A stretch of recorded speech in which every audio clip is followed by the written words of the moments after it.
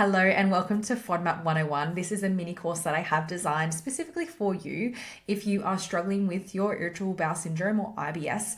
Maybe you have tried the low FODMAP diet in the past, found it too difficult or too confusing, or you are thinking about trying it. Maybe you've been recommended to try it by your doctor and you want to know the basics. You want to understand what the diet is, who it is for, and have your questions answered. There are some funny rules around the low FODMAP diet, which I'll talk you through, and some just common mistakes that I think a lot of people make, and it stops you from getting relief from your IBS. So I'm going to take you through all of the fundamentals and the foundations of what you need to know.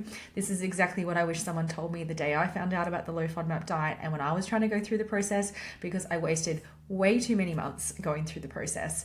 For those who don't know me, my name is Crystal. I am an IBS dietitian and I do work with people all over the world to help them with their IBS. About 80% of my clients will go through the low FODMAP diet while we work together and significantly improve their symptoms. So I do know a thing or two on the topic. So let's get into today's mini training. So low FODMAP 101, your beginner's guide. Now, the low FODMAP diet helps up to about 80% of people with IBS. It is the most studied diet. It has some really great studies behind it that show that it does help people with IBS. It is the most science-backed diet, so over things like gluten-free diets, dairy-free diets, paleo, keto, all the diets out there, the low FODMAP diet is the one that really stands out as number one and gets the best results. So this is the reason that I recommend it, and I've seen that happen in my work as well. However, I have also seen a lot of people that go through this diet and do it poorly. The majority, probably 80% as well, 80% of the people that do work with me have probably tried the diet in the past or are aware of it and not got the results that they were hoping for because they've made some of these mistakes. So when we reset and go through the process properly is when they really get those better results. Now, some important facts that you should know firstly, the low FODMAP diet is specifically for people with IBS. It is not a weight loss diet. It is not a cure for IBS. It is about symptom management and understanding your personal triggers. It is not a long-term diet, so it is not something a lifestyle change that you kind of start and you have to do forever. It is a short-term protocol designed to pinpoint your food triggers. It also does not help with symptoms like headaches, chronic fatigue, eczema, SIBO. So SIBO is an important one in there. It does not treat SIBO or get rid of bacteria for SIBO. It may help with symptom management in the same way it helps IBS, but it won't actually treat SIBO. It doesn't impact inflammation, Crohn's disease, colitis or IBD, and diverticulitis as well.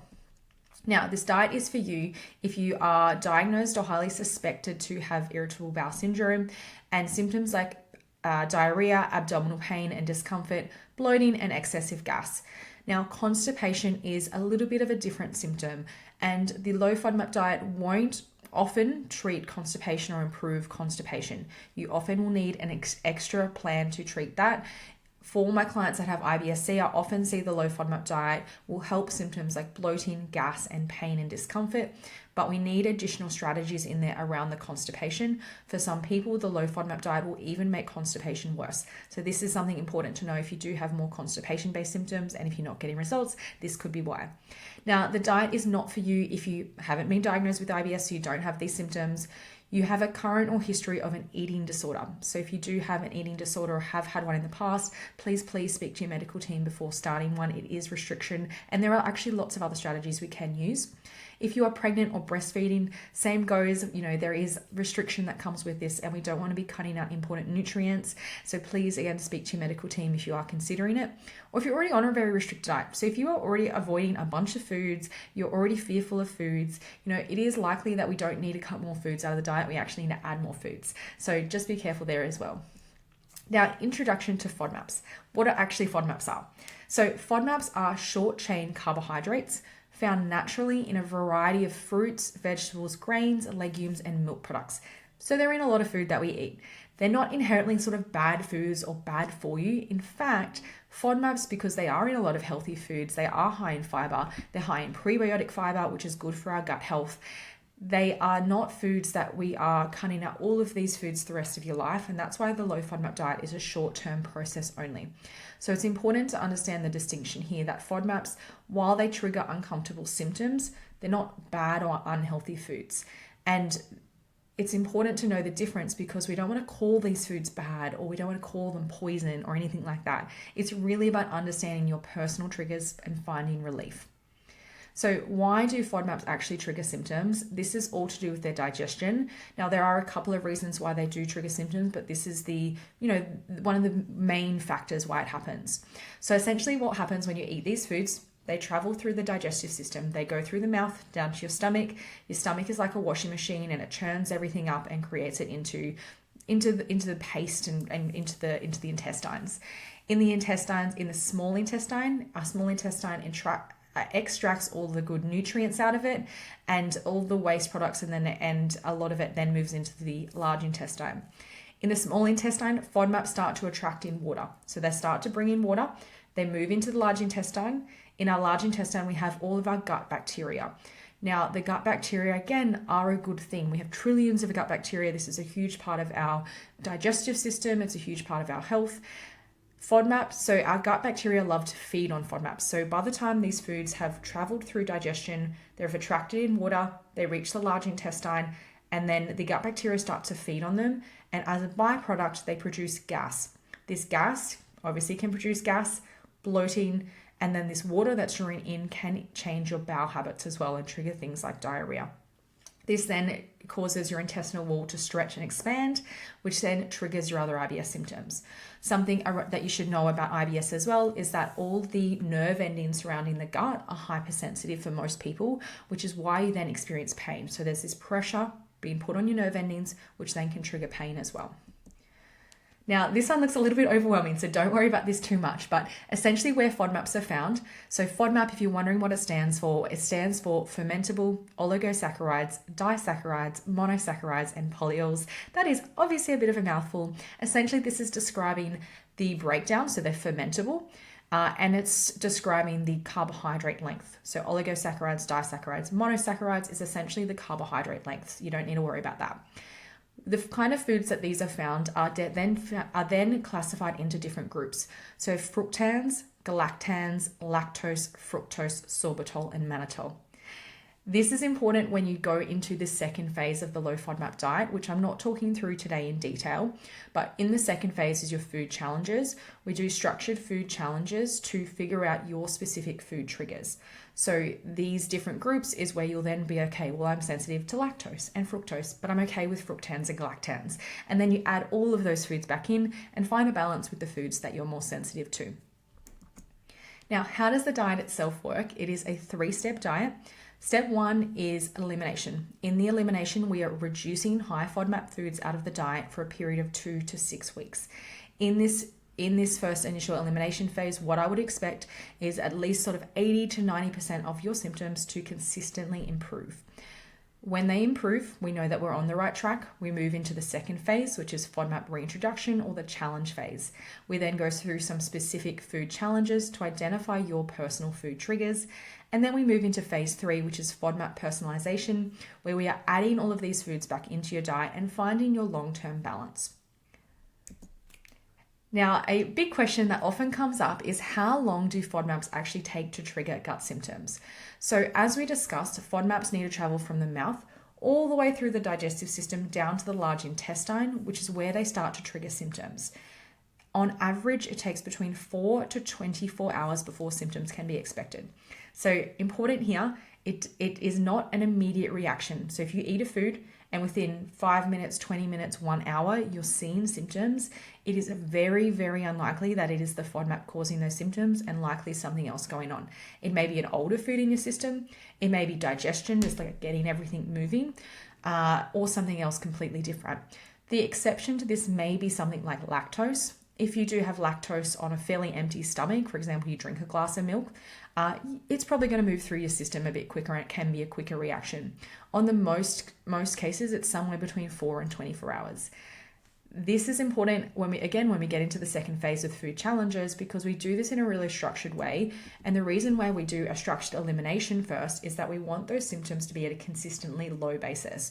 So you follow the diet for say 3 weeks, your symptoms reduce, and then they are, consistently you're feeling good each day. And then we reintroduce one food at a time to see if there's a reaction. That is what's going to be able to help you differentiate what food it was, because symptoms are good. So if we add a new food in, we'll know it's related to that food. If you're in a place that your symptoms are up and down each day or each week, and you're trying to identify your food triggers, it's pretty confusing and you're not going to know exactly what food it is. So that's why we need to go through this really structured process to figure it out. Otherwise, you end up blaming foods that you don't need to blame. Another question I get a lot is, how often can I eat a low FODMAP serve of food? So when we're talking about these foods, you can eat them at every meal, which is, about every 3 to 4 hours. So for example, something like sourdough bread is low FODMAP at 2 slices. You can eat sourdough bread at breakfast, and then again at lunch, and then again at dinner. How to find out what foods are low FODMAP. So the low FODMAP diet is developed by Monash University here in Australia. However, people all over the world are doing this diet. It is very well studied now. I have clients particularly across countries like the US, Canada, the UK, as well as Australia and New Zealand. Now, Monash University here do all the research. So what this means is that they are testing all the foods, as many foods as they can, for the FODMAP content. The FODMAP content being these specific types of carbohydrates. So what they do is they take a number of test foods and then they put it in the lab, and then they check out to see how much FODMAPs or this, how much of these carbohydrates are in each food. They then put it into their app, into a traffic light system, which tells us green, yellow, or red. Essentially, green is low FODMAP, yellow or orange is moderate FODMAP, and red is high FODMAP. It's then separated into little serving sizes. The serving sizes are important. So basically, for the majority of foods, you can eat at a low FODMAP serve, and then it's in larger serves that we then avoid those foods. This has a lot of positives and negatives. It means there's so many foods you can eat. The negative side is that it can be a little bit confusing to start. But essentially, Monash University do the research. Their app is your number one resource. Now, are there lists of foods that you can have? Yes and no. The majority of lists that you're going to find on Google, or even if your doctor has given you a list, I've never once seen a doctor list that is actually accurate. They are oversimplified, or they're old and out of date, and they don't take into consideration the portion sizes. So the majority of time, I would be ignoring lists of foods that are high FODMAP, low FODMAP that you see online. Monash is constantly doing research. They're constantly doing research and they're updating this, which means that these lists go out of date really quickly, right? Now, this is an example of a list that it is within, for my clients, within the IBS Accelerator and the FODMAP Fast Track program. I constantly update this for my clients, so it does stay up to date. So, there are some lists, if you're working with your dietitian, then there are lists that make it a lot easier to look at, but I wouldn't be trusting any sort of list just straight off Google. During the low FODMAP diet, do you have to cook separate meals for your household? So maybe you have a family or housemates or friends that you live with, or a partner. And the answer is no. It is actually perfectly okay for everyone in the house to eat low FODMAP, especially if you're only sort of sharing 1 to 2 meals per day. So if you want to all eat dinner together, most people get a little bit scared of not eating garlic or onion, but it is really simple with a few tweaks to start cooking without these, and there's lots of different flavor ideas once once you've got some good staple recipes as well. Now, what is the rule with bananas? So this is a kind of a funny rule. You may or may not have heard of it. Essentially with bananas, so bananas are low FODMAP when they're on the green or yellow side. When they become more ripe, for example, they are brown and spotty, like on the right-hand side here, the FODMAPs essentially have increased. So as that banana ripens, it gets higher in FODMAPs. So when you're on the low FODMAP diet, we're talking about just kind of regular bananas. They are low FODMAP when they're on that yellow or green side. Once they're brown and spotty, the FODMAPs have increased, and the FODMAP serve will decrease to about 1/3 of a ripe banana. What this means is if they do get to this side, you can still eat them. And you can still cook with them. You can do still like a banana bread or something like that. Just keeping in mind that, for example, you do a banana bread, you cook with 2 ripe bananas. We know that 1/3 of a ripe banana is low FODMAP, so we want at least sort of 6 slices out of that banana bread. It'll still be okay. These are one of those kind of funny rules that I just wanted to highlight because I think it's something people don't really understand. Now, sorry, I know my video is in the way for some of this. I'll move that up a little bit more. So if a food is low FODMAP, can I eat as much as I like? Now, understanding portions is an important part of this diet. Again, going into the Monash app or into a list that's been given by a dietitian that's experienced in IBS will explain this further. But essentially inside the Monash app, there is different portion sizes where they highlight it up the top. and they'll tell you what is low FODMAP or high FODMAP. So you're going by that serve size. For example, with strawberries, they're low FODMAP at the time of this recording at 65 grams, which is about 5 medium strawberries is what they've highlighted there. So no, it's not an unlimited serve. You want to check most of the serve sizes. Now, there are some foods that are FODMAP free, and where we're going to find this again is in that app or through your list with your dietitian. And usually it's in the finer details in here. So they will have this serve size at the top, which is kind of like a recommended serving size. Don't ask me why they do it. It's kind of annoying. But they do just put a recommended serving size, which is kind of just like a standard healthy serve size is what they say. However, what you'll see is in the finer details, they'll say something like FODMAPs were not detected here, only trace amount of FODMAPs detected, eat freely and according to appetite, which basically means you can eat this food fairly freely, like something like rice or rocket at the time of this recording. Now, how can you actually add flavor without garlic or onion? So here are a few ways. So there is garlic infused oil. Most countries have garlic infused or even onion infused oil. Essentially, they've taken the flavor out of the garlic or onion and it's gone into the oil without the FODMAP component. So you can use something like that. Green spring onions or scallions or leeks, you can eat the green part, but not the white part or not much of the white part. This is more like typical onion. However, you can use that. There is a brand called FreeFod. These guys do a garlic replacer powder and onion replacer powder, which is really great for cooking as well. You can order them online. They are a little bit more expensive, but they are something that is helpful just to have on. It'll last you a long time. So that's one way to get flavor in as well if you are a big garlic and onion fan. Now, do you have to eat gluten-free? So this is an important distinction. The low FODMAP diet is not a gluten-free diet. They're not synonymous. Gluten itself is not a FODMAP and it's not the target for elimination. The FODMAP component in wheat that we're looking at, so if we're looking at things like bread and pasta, they are higher FODMAP because of something called fructans. Fructans are the carbohydrate or the FODMAP component. Gluten is the protein component. If you have celiac disease, you already know you have to avoid gluten regardless of this. But if you have IBS, it is far, far more often the fructans that people are sensitive to and not the gluten. This is an important distinction because you may be eating gluten-free foods and thinking you're doing the right thing, and that is then triggering symptoms because not all gluten-free foods are low FODMAP. There are some ingredients in there that you need to look for. It also means there are foods that are not gluten-free that are low FODMAP. For example, sourdough bread. Here in Australia, we have a bakery called Baker's Delight. These guys do have low FODMAP breads that you can get. They are not gluten-free, but they are low FODMAP. Otherwise, this one's a US bread. This one is a gluten-free bread. So, there is an important distinction here. I wouldn't just be buying gluten-free assuming that it's low FODMAP because there's a difference there. Is the low FODMAP diet dairy-free? So similar, no, the low FODMAP diet is not a dairy-free diet. The majority of people with IBS do not need to follow a dairy-free diet. The target for elimination here is lactose.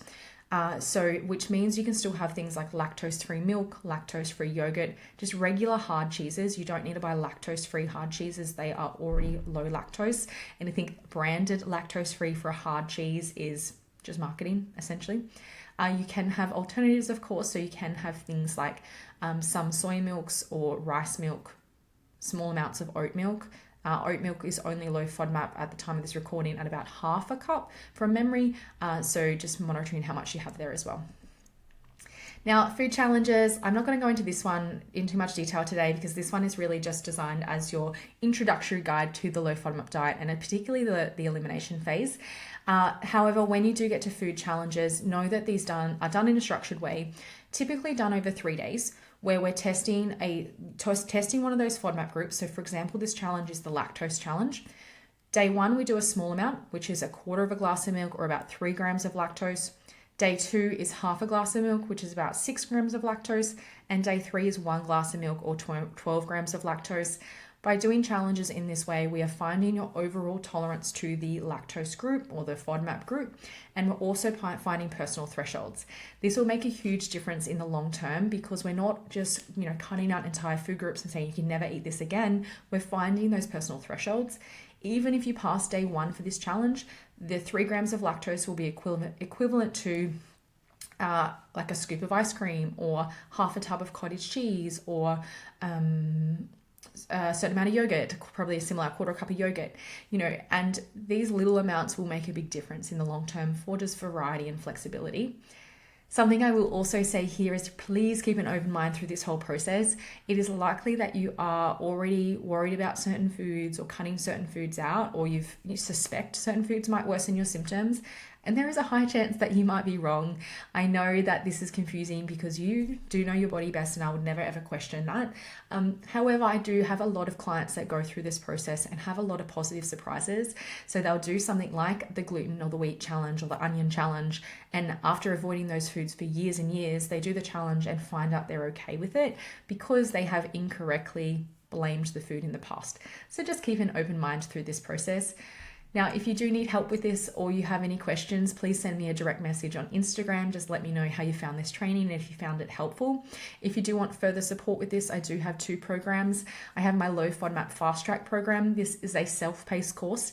This is for people who just want to go through the low FODMAP diet on their own. You want all the resources to do it. So there's step-by-step video lessons, there's recipes, there's shopping guides, kind of everything you need to do that on your own. Or I do have the IBS Accelerator program. This is more of a high support program. It goes over 6 months. We go through the low FODMAP diet, and we also go through IBS in general. So we look at the stress response, movement, sleep, like the whole body. If you want more information on those programs, then just send me a DM, and good luck.